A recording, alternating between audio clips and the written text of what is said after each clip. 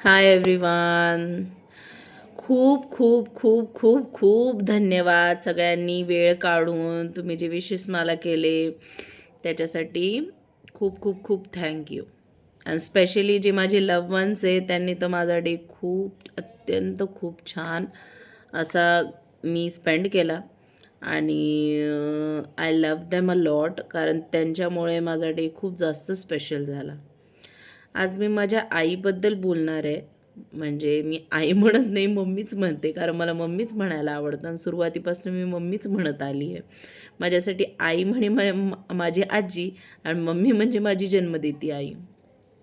तर खरं तर सांगायला पाहिजे, मी एवढी खुश जी राहते ती फक्त आणि फक्त माझ्या आईवडिलांमुळे.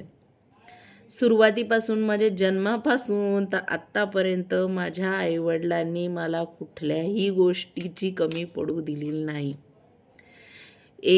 जेव्हा आम्ही लहान होतो, आमची इतकी परिस्थिती पण नव्हती, त्यावेळेस माझ्या आईवडिलांनी आम्हाला इंग्लिश मीडियम स्कूलमध्ये टाकलं. आज माझं MCS झालेलं आहे, माझी बहीण MA BEd झालेली आहे. तर आम्हाला दोघी बहिणींना खूप चांगलंच शिक्षण त्यांनी दिलं. माझ्या मम्मीनी तर मला सुरुवातीपासून तर सगळ्या गोष्टीमध्ये खूप सपोर्ट केलेला आहे. म्हणजे पुण्याला जाऊपर्यंत माझा जॉबचे इंटरव्ह्यू वगैरे माझं सिलेक्शन तिथं झालं एवढ्या मुलांमध्ये.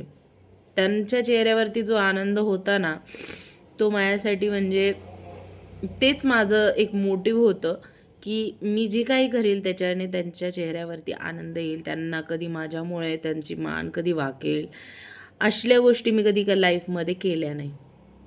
मम्मीनी, पप्पांनी मला खूप खूप लाईफमध्ये खूप सपोर्ट केला. लहानपणापासून मला मुलासारखंच वागणूक दिली. म्हणजे मला असं कधी वाटलंच नाही, की मी घरातली मुलगी आहे असं. मला त्यांनी मुलासारखीच वागणूक दिली.